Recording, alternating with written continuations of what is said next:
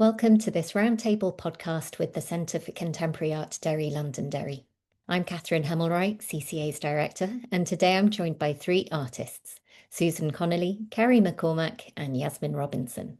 The artists all use paint, and over the course of our conversation talk about their differing and overlapping approaches to the medium, as we talk about their practices, what it is to be a painter working with abstraction today in the North, and we also look back at the work each have shown at CCA.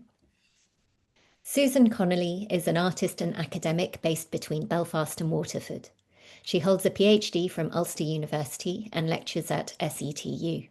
Susan has an established hybrid painting practice and has exhibited extensively across the island of Ireland. Recent projects include solo shows at the F.E. McWilliams Gallery, WGOA, as well as group exhibitions at the Putler Gallery, QSS and Household in Belfast. She created new site-specific work at CCA in 2018 in Smiling, Sweating and Resisting. Ciarraí MacCormac was born in County Antrim and currently lives in Randallstown. She holds a studio at QSS in Belfast and graduated from Fine Art at Bath School of Art and Design in 2014. She was the inaugural Freeland Studio Fellow for Belfast School of Art 2023-24, and she's been shortlisted for awards including the BEEP Painting Biennial, AIR Open, and longlisted for the British Contemporary Painting Prize. And her solo show, Dura, took place here at CCA in autumn 2025. And finally, Yasmin Robinson, who is a painter from County Derry and currently based in Belfast. Her work explores materiality, form and process, engaging with painting's phenomenological potential. She holds an MA from Chelsea College of Art, University of the Arts London, where she was awarded the Frank Bowling Scholarship. Her work has been exhibited internationally, including at Messom's Weston Tisbury, Frieze London, the MAC, F.E. McWilliam and I Am Labour in Tokyo. 4 of her small-scale works were selected for Urgencies 2023 at CCA, and this recording is being released on the occasion of her first solo exhibition, entitled Glimmers, opening at CCA from the 28th of March to the 6th of June 2026. Thank you to our funders, Arts Council of Northern Ireland, Derry City and Strabane District Council and Garfield Weston Foundation. You can find links to the artists in the description of this podcast, and you can listen to previous episodes by searching for CCA Derry Londonderry across all good podcast platforms. Now, over to the conversation. And I'm delighted to have everybody joining me today. So, in homage to Matt Everett's The First Time, I am going to ask everybody, what was your first memory of art? Perhaps coming to you first, Yasmin. First memory of art. When I was younger, I was a very avid drawer, copying, in particular, how to draw horse books in 5 simple steps. And I would be found that was something that I kind of really revered in doing and imitating other people's work. When I was younger, I wouldn't have said I was ever introduced formally to art in any way. My parents or my mum and dad never took us to see any art or galleries, but they were always very, very supportive of my drawing practice, which in a way is kind of interesting now to think about, because I would actually almost call my painting practice anti-drawing in a way, because I'm interested in volume and how that takes shape and how form takes shape. But I can cast even further back into that when I was younger, I used to take these quite serious febrile seizures. And I think when I was about 9 years old, I came out of a particularly bad one. And when the doctors had said to my grandparents, when she comes out of this, she will have a talent of some sort and she'll be very, very skilled at whatever that is, whether it be art or painting or music. So that's something that's kind of sort of stayed with me in a way. Again, coming back to the nature of the show that's happening, I've kind of been trying to think of where this is all stemming back to. And I remember, again, going back to the memory of just being in the hospital a lot when I was younger, my dad bringing me these helium balloons when I was ill and coming out of one of these seizures. And I can almost trace everything back to these balloons and these balloon forms that then have found itself into the work in a way. Yeah, I think there's definitely questions I have and we will return to, but I'm going to move to Susan Connolly now. So Susan, what was your first memory of your first experience of art? So mine is not really about art, but about a space. So, and I don't know, kind of like Yasmin said, my family didn't bring me to galleries and things like that when I was a kid, but my school did. And I have a very early memory of being in the National Gallery and being now I remember the artist, the Eights room, but I was intrigued by the shape of the room. It's like a like 50 pence piece, which is what I couldn't quite figure out. I don't know if I'd ever been in a room that was structurally different than a house. And I remember that green color, which that green color has turned up quite a lot in my work from time to time. So from that perspective, that's kind of my first memory of, I suppose, art in that like more social way. Another, I suppose, memory from mine, and this I think really feeds into my interest in art. I tried to trick Santa by making him a drawing. And this drawing was my dad was a bread man and bread salesman. And he used to be in the office. And in the 80s, I suppose, there was like that printout paper that would have the green and the yellow coloring. It was like a kind of like a structured paper, but it came on these reels. And he used to bring back to me to draw on. So this particular Christmas, of course, I was obviously of an age. So I must have been about 8, I would think. And I made a drawing so that Santa would have to sign it so that I could figure out who was actually doing the work. So as I say this out loud, it's really funny because I'm always interested in trying to break things and see what's inside them where paint is concerned. So I think my interest in art has kind of stemmed from those two very particular experiences of like a question and a kind of sight, which is odd to think of young Susan thinking like that. But yeah, so that's kind of from my perspective, my first memories. Which has brought my memory back to when, not Santa, but the Tooth Fairy. I was leaving a Tooth Fairy sized pencil and tiny notebook, really just hoping so much that the Tooth Fairy might sign a little note. So hard relate there. And over to you, Ciarraí MacCormac. What was your first experience of art? Well, like I grew up as one of 7 children. So again, there's no time. My parents were super busy people. There was no time for a museum or gallery visits. You know, they aren't artists. They don't really necessarily have an interest in art. It was never a topic of conversation. Although, like in my home, I grew up with 2 paintings. One was an image of the Sacred Heart, and then another image was a painting that my aunt done of my great grandfather.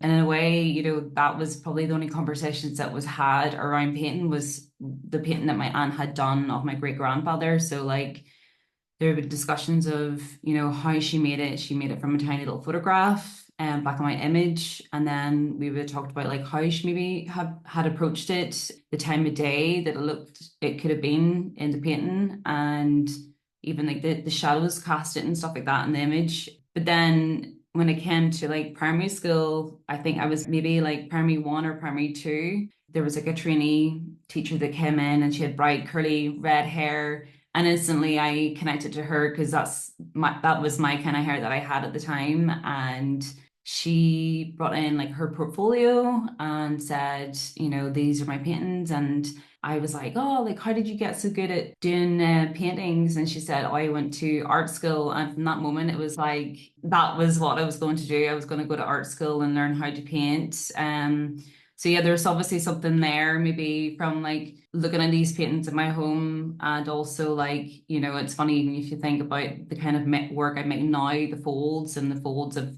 a Sacred Heart picture, you know, there's this similarity there as well. So yeah, that was kind of my first sort of introduction to painting or memory of art. And I'd love to ask you, Yasmin and Susan, at what point did you think, I'm an artist or I want to be an artist? I'm not sure is the answer to that because I think that's a very complicated question in relation to, I suppose, you know, from a child. We've been talking about this recently, like what's the difference between creativity and art? Right. And all creativity should be fostered and cared for and nurtured, but not all creativity turns into Kerry, Yasmin, and Susan, right? And the complexities of what that is within the broader sense of committing your life to this activity. So from my perspective, I think I was probably well in my 30s before I thought I was an artist. That's not to take away from the creativity of young Susan into college Susan into trying to figure this out thing, but I think it's a very individual kind of way of settling with that word and what that means for each person. I think a lot of people will resonate with that. And for you, Yasmin? I think, again, going back to my parents, but I think they did really believe in me being an artist and coming from a family as well of workers and makers. My dad's a joiner. My mother worked in the factories in Dainty Fit. And that's a generational thing. My grandmother on my father's side as well worked in the Tully and Henderson factories in Derry, and likewise on my mother's side. So there's an intrinsic kind of thing that happened there just by them doing and grafting that I kind of and painting actually in a lot of way in terms of labor. I think of painting in a similar way. So that it was a profession. I kind of believe that actually from quite an early stage. I see a lot of nodding from Susan and Carrie here. Do you recognise that in your own experiences?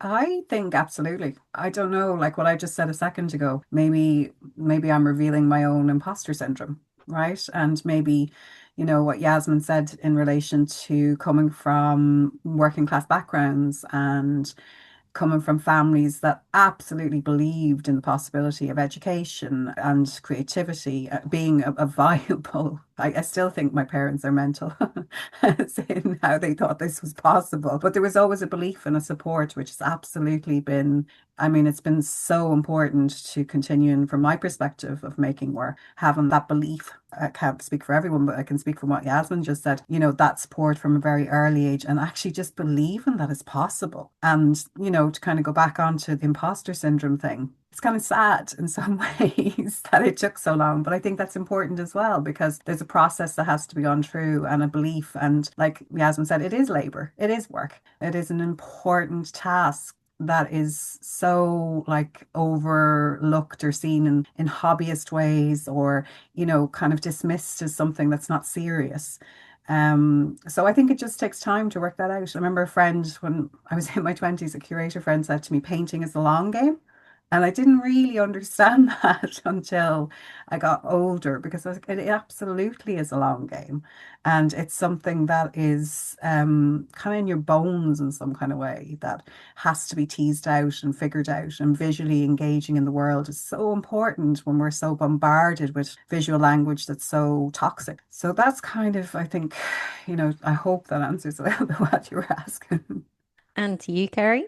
Yeah, like the labor side of making work is definitely an instinctual kind of thing. Like my dad's grown up, like he would have worked 7 days a week for 7 kids a day each for each kid. So I think, that is instinctively embedded in my DNA. And even so, like on my mom's side, my great grandmother, she would have made quilts. And she reared a big family as well. And, they lived in a farm. And this was another way of her to make money where she would have made these quilts during the night. That was her time. She made these things that she put a lot of effort and time into and then sold them on. And I think there's something in that.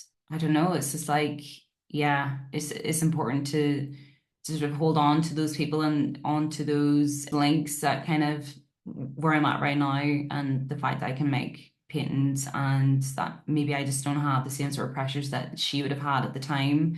I feel really fortunate in that. And again, with like the support inside of my family, especially my dad, like my parents don't know anything about modern art or even any kind of art. But my dad always said to me growing up was make the craziest thing, like, the crazier, the better. And I always held on to that. And I think that's really good advice for any artist. The crazier, the better, and I sometimes go back to that as well. But yeah, I feel very lucky with the support. So let's move on to talking about paint. So that's something that certainly unites your practices. For people listening, I really enjoyed working with each of you over the past years. So when I was first here, one of the first shows I was involved with, Smiling, Sweating and Resisting, featured new commissions by Susan Connolly.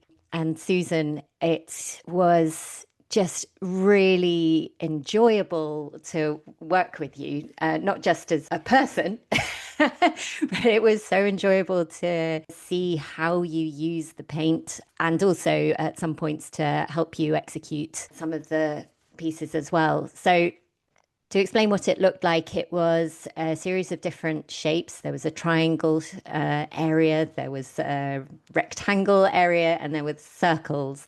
And you used three colors. There was the cyan, magenta, and yellow. And I think it was the circles that were just the most delicious. You used a wide brush, and it was sort of just the beautiful motion that you had of making these circles, and really, really enjoyable to make tiny reels in sort of early social media.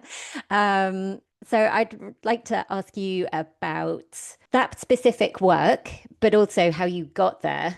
But let's start with talking about those circles. So what brought you to making those circles and those overlays? And also, please feel free to update my very basic description. No, actually, it's a lovely description because that's what I wanted it to be, was to be the most, like the basics, the three colors, although they are print colors, but as in cyan, magenta, and lemon are supposed to make, or yellow depending, are supposed to make all colors. And the shapes being, I suppose, a reference to something that was sculptural, but also something that could create form and shape. I suppose interesting, like I didn't realize, I suppose, Catherine, that was like one of your first shows. So from that perspective, I was very grateful to have the support to do something that was very site specific. And I had been working a lot at this idea because I suppose like the idea of painting lasting forever and its kind of historical heaviness and weight that comes with that. And I've always been interested in this more ephemeral sense of something existing, and the hand and the touch and smiling, sweating, and I can't remember the other word, was very heavy with work that was digital. So from my perspective, it was so lovely to kind of command the spaces with this very analog painting,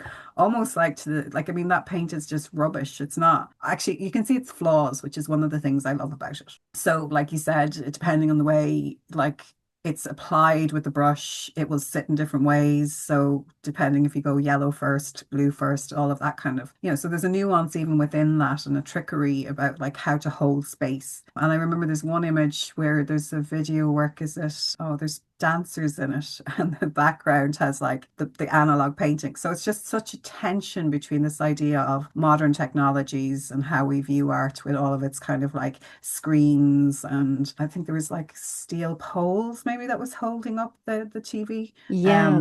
And as I said, this almost really like just shitty painting in the background. And I loved that kind of like scratchiness of touch. And also another really important part was me handing that over to you, because there was a logistics, and that has happened a couple of times where I've handed over sets of instructions, and it's a very difficult thing to do as a painter, in the sense that if your hand doesn't touch it, or what that means for a painting, and you can't physically always be somewhere. I can't, maybe I did like 3 days with you or something, but I couldn't do the whole week. So there was a massive frustration from my perspective, but there was a trust. And when you hand over trust in that kind of way, it totally opens up the dialogue of who has ownership over a painting, and then it's not there forever. So from that perspective, that's how it kind of came about. So at the end of a cycle, I just finished my PhD. I must have just finished, but it was a really great project to be invited into. I got to see my work beside Sonia Boyce, for goodness sake. Her triangular trees next to my you painted it. It's like all this kind of ownership stuff that goes on. And, being invited to be part of group shows is like, for me, so exciting. Solo shows are brilliant, don't get me wrong, because you get this like focus and you get this kind of way of teasing something out. But the group ones are the better ones for me, because you just see your work madly, like kind of what Kerry said there about make the maddest thing. The maddest thing is seeing your work beside somebody else's, where you're just like, what?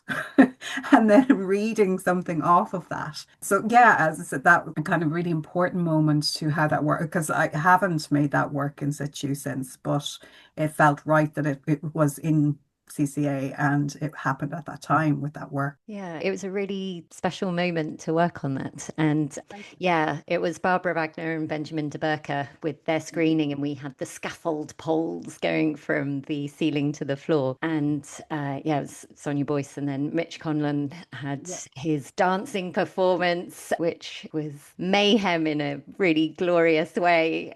Yeah, it was wild. And as I said, to see your work in those situations, it's like, you know, painting. Okay, I think things have changed maybe since 2018 when that show was there. And there is a lot more shows that combine, you know, elements of movement or dance or sound, and, you know, kind of this idea of welcoming, which is what I'm really interested in as well with the work, is how do you hold people and how do you get them to kind of look. So to go back to the circles, they're all completely different, but as a motif, they hold this kind of command of you. So similar to kind of Mitch's like craziness that night, is like, you know, there's a way of holding people in these spaces that kind of engages with art in this, like, I don't know, it's just like the sideways look, which I think can be really interesting. Yeah, I think the whole thing was really collaborative, and I worked with Sarah Grayview on that project, and it was the second project that opened after I joined CCA in 2018. So yeah, it was wild and really, really enjoyable. And yeah, every one of those circles from afar, you can detect the differences, and as you get up, it just gets richer and richer. And yeah, it was pretty special. Those three elements. Of course, I'm coming to you, Carrie. So at the end of last year, which was 2025, what is time? We had the blue room, we had the yellow room, we had the red room. So not CMYK, it is not RGB, it is our primary colours. And it, again, was a really special show to work on. And from the absolute outset, it just always felt so natural, knowing your work, how you work with the primary colours, that, yeah, the blue room, the yellow room, the red room. So tell me your relationship to colour. And as ever, I have a million other questions as well. Well, my relationship to colour is actually quite complicated. Pre-paint skins, I loved colour. I loved playing around with colour. I was making like abstract paintings. I was like all about the different colours, right? And then when it came to discovering the paint skin, then that is when there was a major shift in my sort of set of rules that I had sort of decided upon. Initially, I was making white paint skins, and then I kind of felt that the white did not show off the form as much as I wanted it to. And then obviously just trying to sort of be more theory based about it all, then I decided to make it more just red, yellow, and blue, Mondrian, like being really purist, making really pure paintings, monochrome, forever and ever, amen. And So I'm going to leap in, paint skins. So having worked with you and been aware of your work for some years, I'm very familiar with this. But for anybody who isn't familiar, tell us, what is a paint skin? What is a paint skin? So Please, Carrie, tell us what a paint skin is. Sorry? So please tell us what it is. A paint skin is outside of the canvas. A paint skin is something that has its own entity. A paint skin is ruthless, and yes, it's something that cannot be controlled always. I make paint skins. So basically they're thin layers of paint. The best way to sort of think and feel about them is that they are sheets of leather. That's kind of how I would describe it to somebody. They're very leathery, movable, sensitive to heat, warmth, coldness. They can become brittle. They can become really movable by just heat. Paint skins can be a very difficult thing to describe. Susan also one time said that all paintings are paint skins. So I'm going to refer to Susan in that moment. All paintings are paint skins. Anyway, so going back to color, I just see it something as it's attached to paint skins. I feel that they're necessary. It's necessary to highlight the form.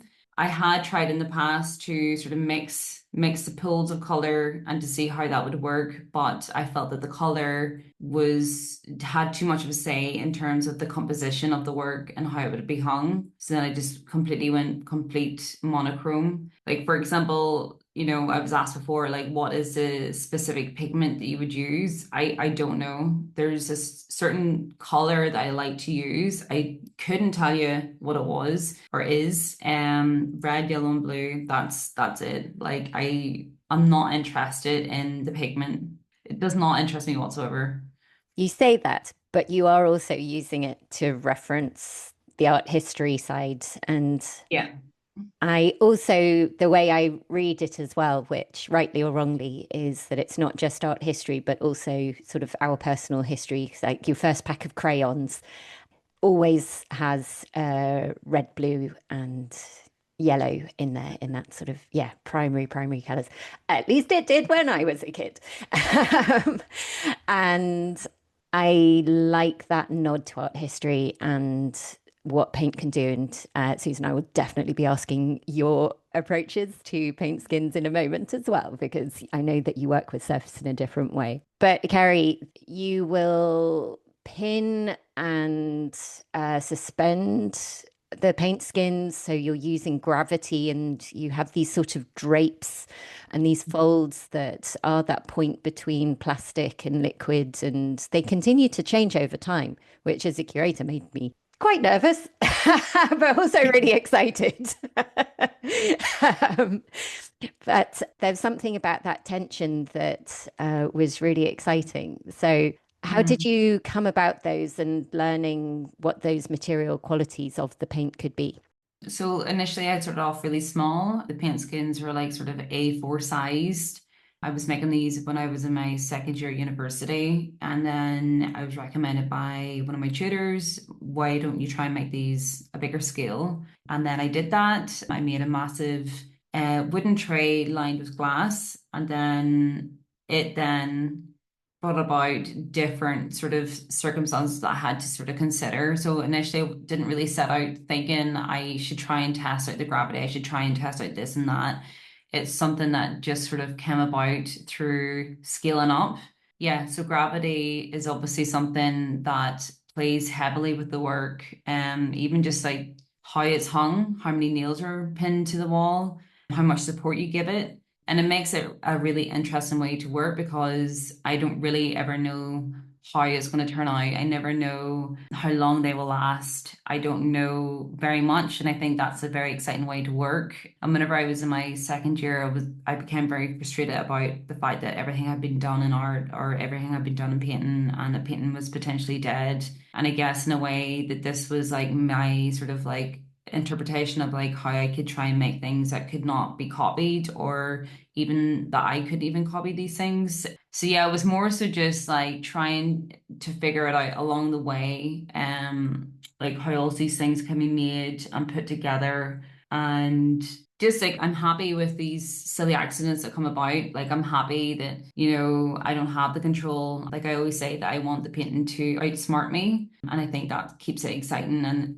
that's essentially what keeps me interested in paint, like learning new ways to sort of construct it, learning new ways to sort of like recycle the paint skins. This is something that I've been doing recently, submerging the paint in buckets of water, almost like recycling clay, and then re-pouring out again. There's always something there, I feel, that paint can reveal itself. So I think that's what keeps me interested all these years. Yasmin, I will come on to you in a second to ask you about your relationship to colour, because there are colours that also echo both Kerry and Susan's, and also a very different approach to volume and recycling. So there's so many sort of threads and parallels, but such a different outcome. But I am just going to return to Susan quickly first. So you work with paint skins and the skin of paint in different ways. You sort of score it, you peel it, you unveil, and tell me more. So I want to say one thing about what Kerry just said there, because I think Kerry has such an honesty about how the paint is a skin and is very conscious and generous, I think, to viewers about like its support.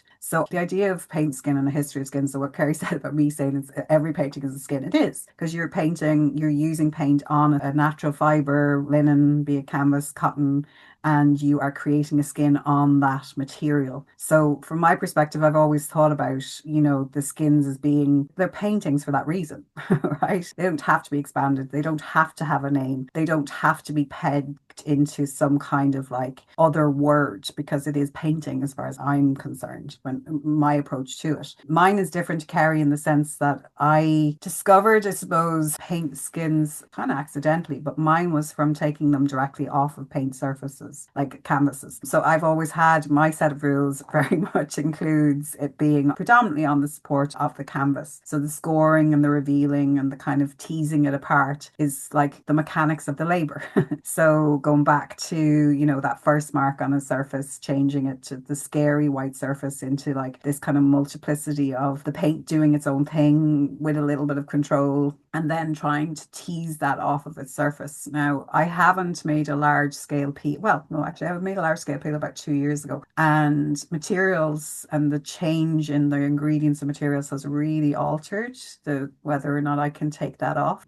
I was lucky enough to do the Golden Residency in New York, and the only reason I was there was because I was breaking their product. I was like peeling it away, which is not what it's supposed to do. It's supposed to stay on that surface. And I think that's where, you know, artists like us bring, you know, this kind of inquisitive nature to life and to materials, and to teasing something out of something that is supposed to be structurally sound, to find, like Kerry said, it doing its own thing, because other people would see that as a failure, but actually no, absolutely not. That's where the magic happens. That's where the kind of out of our control. So the idea of the life of the painting being beyond once it's there, you know. So from the skin perspective, I have made large scale skins directly on gallery walls in a similar way to how I would have worked with you, Catherine, where it was like paint but not a skin. Again, I haven't done one for a while, but that was very much about painting directly and taking the history of that space. So those walls and the marks that were underneath, all the things that the gallery glosses over.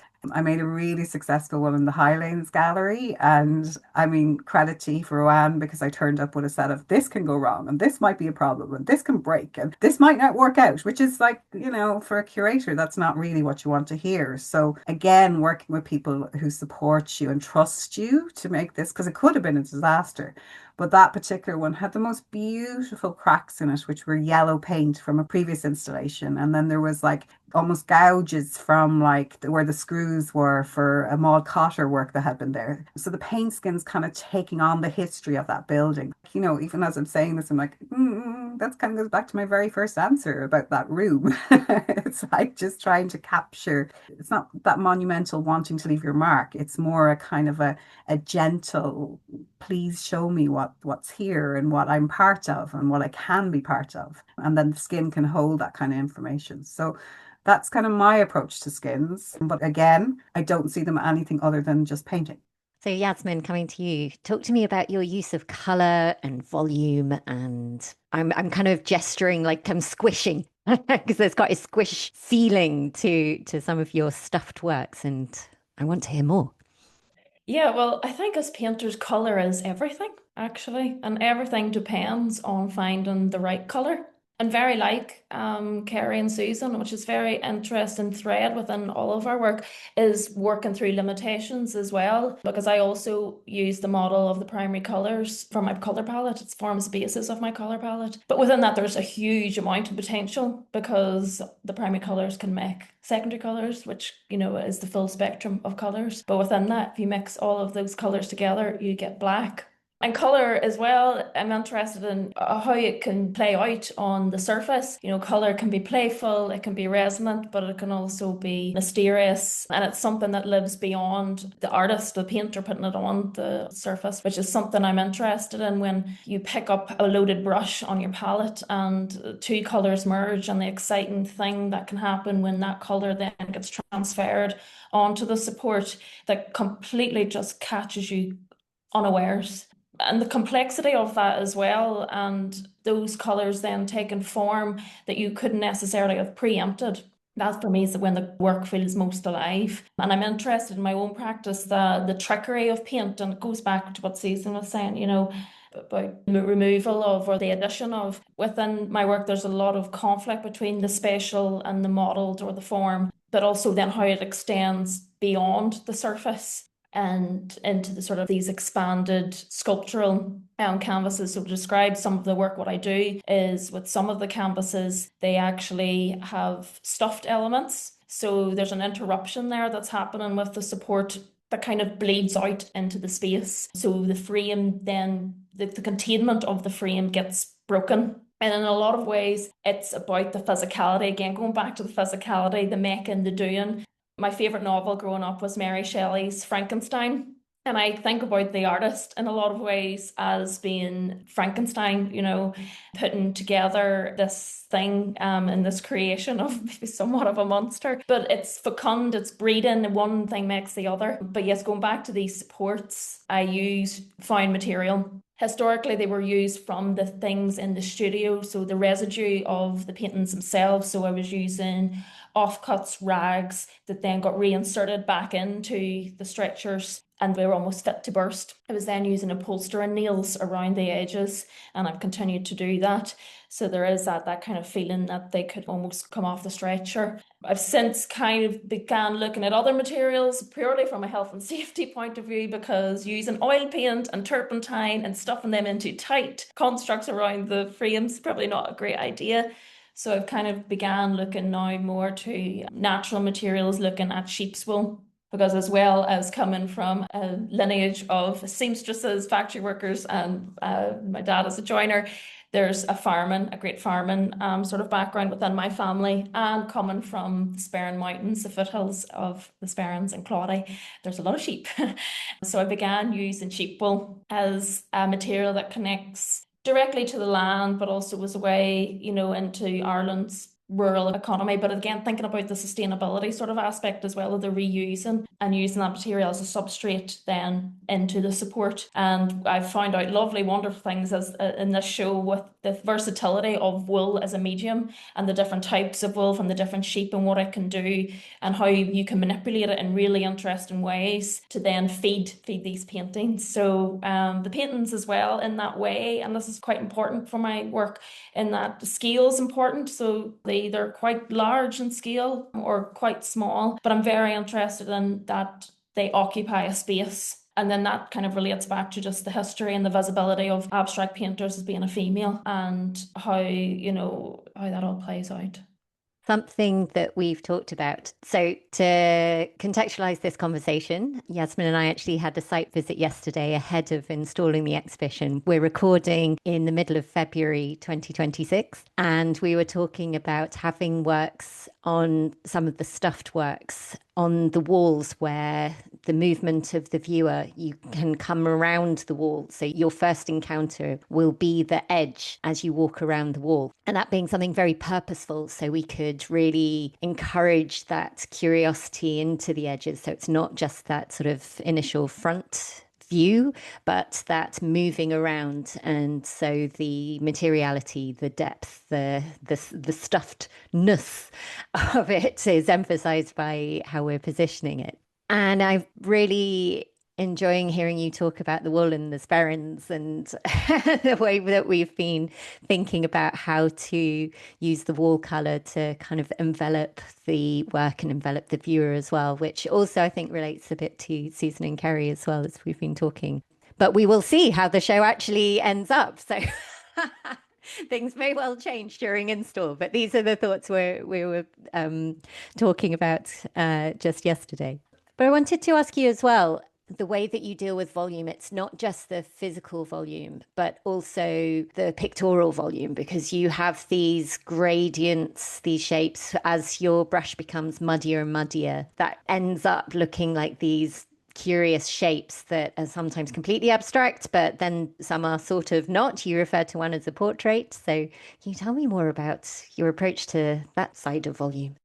Yeah, I think I touched on it about sort of that idea of trickery within the composition that you know that extends then onto the substrate. But yes, primarily in terms of pictorial composition, I've always been interested in that trompe l'oeil effect, what paint can do when it sort of coagulates on the brush, and you put a mark down and then forms begin to emerge. And it's interesting thinking about Susan's work in relation to the circle. And again, I always think about my painting in terms of potential and the charged nature of what paint can do. But I'm noticing in the work, and the lovely thing about having the opportunity to do this solo show, which is my first solo show at the CCA, is that it's allowed me to really enunciate my gesture and my language in that way. And what I'm finding is these sort of codulates of colour are appearing in the forms of whether it be circles, stars are kind of emerging, heart shape, which are then I think as well in relation to emoji shapes. I mean, while we were just waiting for the Zoom call, I found myself scrolling heart, star, circle, heart, star, circle, heart, star, circle over and over again. And the universal kind of language that emojis are. But they happen very organically. It's not something that, it's almost like when you look up to the clouds and you start to see shapes. It's not something I'm fully conscious of. And it's a lovely thing that oil paint allows you to do because of the nature of the medium, that it doesn't dry very quickly. So things start to bleed, blend. And the way I approach my palette in the studio, I don't clean my palette. So it tends to grow up like a big sort of mountain range is the way I could describe it, of colors. So I kind of use zones of color around the palette, but I actually never clean it. So I'm just constantly adding to. So when I pick up the brush, I can never be quite sure that it's going to be a clean swatch of color. There may be other colors that bleed through into that, but then there's that lovely element of that magic that happens then once you put it onto the surface that you have no control over, but it's a lovely thing that happens that plays out before you. I really enjoyed seeing your palette. It is so inviting and really wanted to get my hands in there, whilst also very much not wanting to get my hands in there. Susan. I just want to say, Yasmin, I can't, like, that would stress me out so much. So, like, I'm thinking about, the idea of chance, but that's reckless. And I in an exciting way, but as I said, when you were talking about that, my whole stomach was just like, oh, how could? And I suppose that's the whole thing about like handing over control and who you handed or what object you handed over to. Kerry, you were quite similarly in the sense that seriously, you must have been feeling that in your stomach too. There we're talking about. I totally was, because every time I do a new pour, I like scrub each of my trays completely clean. There cannot be any bleed. No, that cannot happen.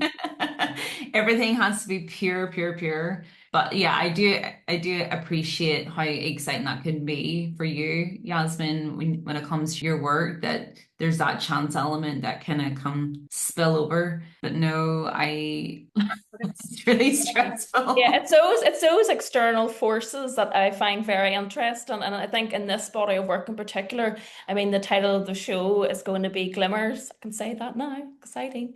And it's kind of, I suppose, the work as a body is, in a way, I've kind of think about it as a breathing abstraction. And this word glimmers, it's a psychotherapy term used to describe when your nervous system has this, it's a kind of a capturing a micro moment, the feeling that you get if you maybe see a beautiful sunset, or even it can be internal or external factors, and you have that hair going up the back of your neck, or as my mum would say, oh gosh, someone must have walked over my grave. It's, it's the nuances and those state shifts and how nuanced they are, and it's almost trying to capture those moments. And the moments actually happen within the painting as well. Sometimes I find myself that I get those moments, that feeling when I just grab a color and that wonderful thing happens that I could never have preempted. And it's so interesting to be trying to capture something like one of those moments which are so fleeting, but then making it into something that's so enduring, like a painting, and then it has a whole life of itself. So in a way, the paintings become containers of these moments and these feelings as well. I am really enjoying hearing Yasmin speak, because I don't really know a lot about how you approach your work and anything really about how you think about it at all, so it's been nice actually chatting to you about that. Yeah, I think in a lot of ways I am a very secretive painter, but that's, I think the nature of what I'm trying to do, it's kind of the phenomena of it's things that I don't even want to understand. I don't even want Yeah. to begin the forces that are making me, Yeah. leave that to the psychoanalysts, leave that to the scientists. So I don't like talking about my work. I actually hate it. I know it can be quite But it's uncomfortable. important. I Well, know. I that's would what rather I was write about my saying. work. There's definitely, you have a responsibility Of to do the course, of work in some course. way, but the work also has its responsibility. So when it's in the Yeah. world, I always think of that. It's like when people ask about, when somebody writes about your work, or, you have somebody respond and say, oh, did you really, is that what you think? It's like, well, actually, that's not what I think, because that's what they think. And that means that the work is doing what its life beyond you. And I think it's Mhm. very tricky to negotiate the process yourself and Mhm. how comfortable you feel, Yasmin and Kerry. I mean, myself and Kerry have talked a lot about this, but how much you give away. I mean, I've always been Mhm. very like, this is how it's done. And I remember friends saying to me, well, you're giving away all the tricks. And I'm like, but that doesn't mean anything, because the person who's going to try something or do something is not going to do it like me. I've been to some male artist talks who like skirt around certain things. And I'm always a bit like, oh, for God's sake, it's this medium, or it's this, or it's that. It's like, there's no, like, what's the point of holding back when you can give and respond to something in your way, but then the work will do what it wants to do in its way. So I think I'm really interested though in what you said, Jasmine, about the abstract painting, because I think there's something here between the three of us in relation to it and its history on the island of Ireland, and how we make work and how it's perceived, in relation to the medium. One, the Mhm. fact that you, Yasmin, use oil paint, myself and Kerry don't. Acrylic all the way. Or, as some artists like to say, water-based oil, which is just acrylic, by the way.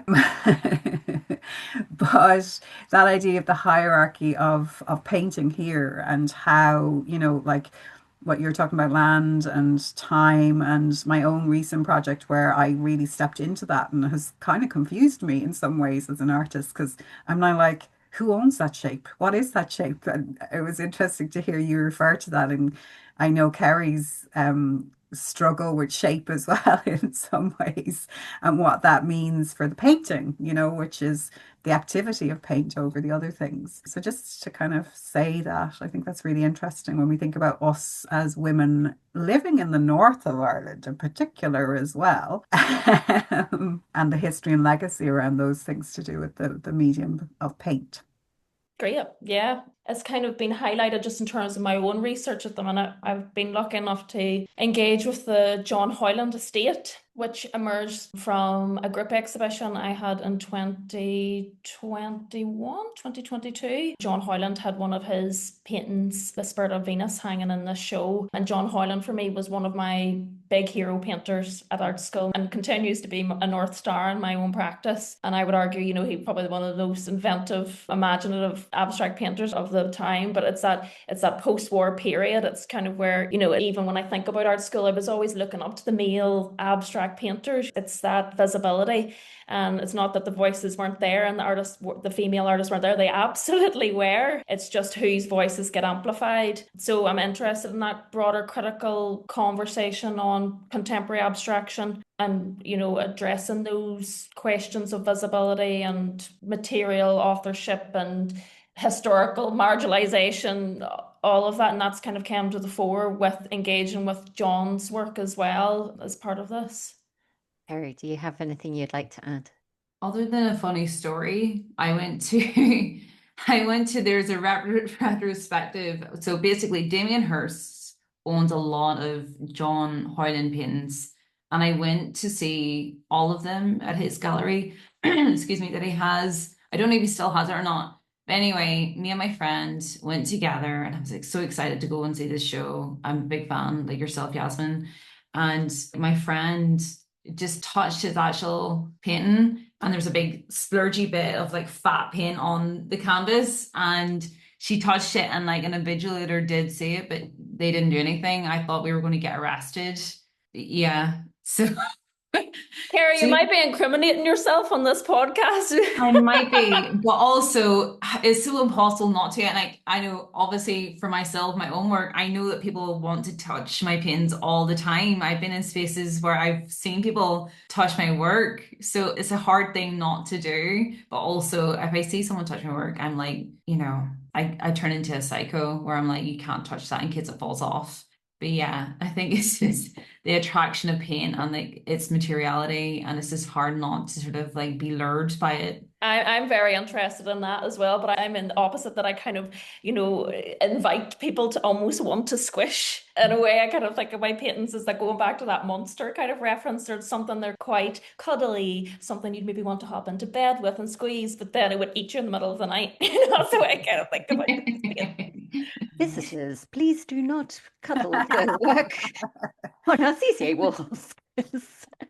I genuinely do initial role of curator as carer for the work, and when it was collections, even though the work here is temporary, I do have in mind sort of the consequences of all the acids that are in our fingers, and sort of like the more we touch or cuddle things, it's sort of like, okay, flash forward though 50 years, 100 years, and like, I want to preserve and protect it. At the same time, absolutely want to touch things, and I do enjoy the work where it's sort of like, yeah, go for it, this bit, let's do it, and the future, this is part of it. Isn't it interesting that we're all creating work, though, that has care elements to it, but also has this, we're evoking these sensations of like touch and feel. So there's something quite powerful in that, because like the whole, I suppose, eyesight alone and, 20th century painting being so dominant by that as a theory, and how maybe as female artists, we also have embraced elements of our gender and our femininity and our care, like all these kind of tropes of society in some ways. But we're also trying to break that, is because, we all, each of us make this kind of monumental work as well. We're making statements, we're making like full stops almost within this is what it is, and I think there's something really interesting synergy between us in that kind of way of, again, a confidence of female abstract painting in the north of Ireland, and how we are unapologetic about wanting to squeeze it and touch it and feel it and care for it. And, I did think for a long time I was delicately slicing things, slicing being the word there. And then I realized, oh, Jesus, I'm just ripping that apart, So there's these kind of like tensions that are lovely within how we're creating painting that is beyond just sight alone, I think. So the touching thing, I totally get, Catherine, and I don't envy. I do turn up to shows to the invigilators, and I'm like, don't worry, it's okay if it does. Because again, it's like, there's nothing worse than being like Kerry. I remember at a degree show once touching red paint and it just went straight through. Like it was a degree show. But it's like in some ways the work is demanding you to do it, So not the artist, the work. So it kind of fits back into my rhetoric. But maybe that's just me trying to like, Justify. Bluff myself. Yeah, bluff. It's not even justify, Catherine, it's bluff. No, I do really enjoy when we have work where it's like, yeah, come on. Get your hands in on this. And then the other work that absolutely does not. When I was at curator school during my master's at the RCA, it was around the time Chris Feely represented Great Britain in Venice, and we were all talked about the giant sheet of steel, a beautiful, enormous, clean sheet of steel. And at some point at the beginning of the show, somebody had put a thumb on it, and the sunlight and the acids over the run of the exhibition had etched that thumbprint perfectly on that enormous sheet of steel. So that is something that I think was taught to us we're full of acid. There be consequences. It's funny, because whenever I was installing my show with yourselves at CCA, like there was 4 of us installing one piece of work, and no, well, I think maybe you, Catherine, might have been wearing gloves, but I definitely wasn't wearing gloves. I was just like, meh, it's my work, like I'm allowed to touch it, and like our fingerprints was on the work, and like obviously, like at the time you don't think that there's a trace there, but a friend of mine went to see the show and she said, I really appreciated actually seeing the fingerprints on your work. And I was like, you seen fingerprints? Like, but I think it's interesting that it kind of showed an element of the human side of it all. And even like the fact that there was 4 people that had to install this one piece of work. I kind of like that she did notice that, or she picked that up. Definitely. And there's something particularly with your work where from afar it seems so pristine. It seems so pristine. And then you get close and you've got the smudges. There's not neat perpendicular Yeah. angles. There is that human element to it. Mhm. So my role there is that, it's your work. So you lead on how you're handling it. Yeah, on instinct, material instinct as well. Yeah. Yeah. And then it's kind of, if it was about that absolute pristine and that sort of no human has touched, then that wouldn't be appropriate. We would have Yeah. polished everything off, but actually that wasn't what it was at the essence of the work. So it totally tracked, which also makes it, frankly, easier. Yeah. Thank you again to our speakers, Susan Connolly, Ciarraí MacCormac, and Yasmin Robinson. You can find out more about all of the exhibitions at CCA at ccadld.org or on the socials at ccadld. And thank you for listening.